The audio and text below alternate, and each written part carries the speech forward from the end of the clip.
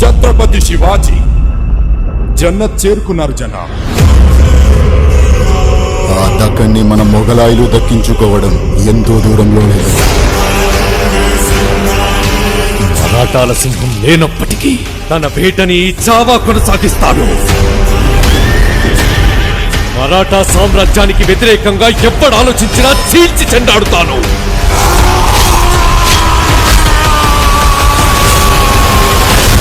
గర్జనకి లొంగకపోతే పంజావేటు తప్పదు. ఛత్రపతి సంభాజీ మహారాజ్ కీ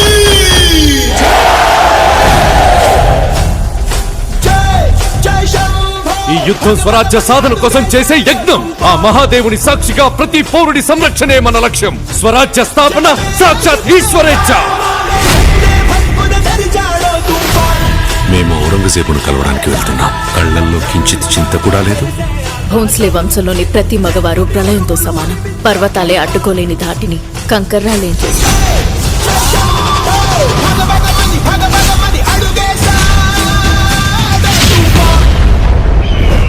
చిన్న పెద్ద చూడకుండా అయిన వాళ్ళ శవాలని తొక్కుకుంటూ ఈ కిరీటాన్ని అందుకున్నాను. మేము మళ్ళీ ఈ కిరీటాన్ని ఆ పొగరుబోతు సంవా చావు కేకని హిందుస్థాన్ మొత్తం విన్నాకి ధరిస్తాను. కాషాయం రంగు ఎక్కడ కనిపించినా సరే ఎర్రగా మార్చి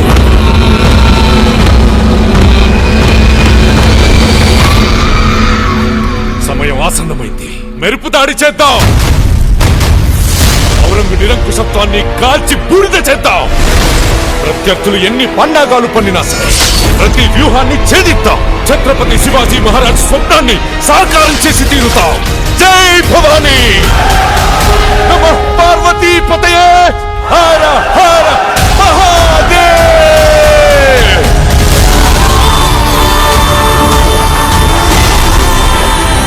సమగ్ర మరాఠా సామ్రాజ్యంతో పాటు నేను కూడా ఎదురు చూస్తుంది ఈ రోజు కోసమే. నీ నమ్మకం మాకు తోడుంటే యుద్ధం కూడా అవసరమే.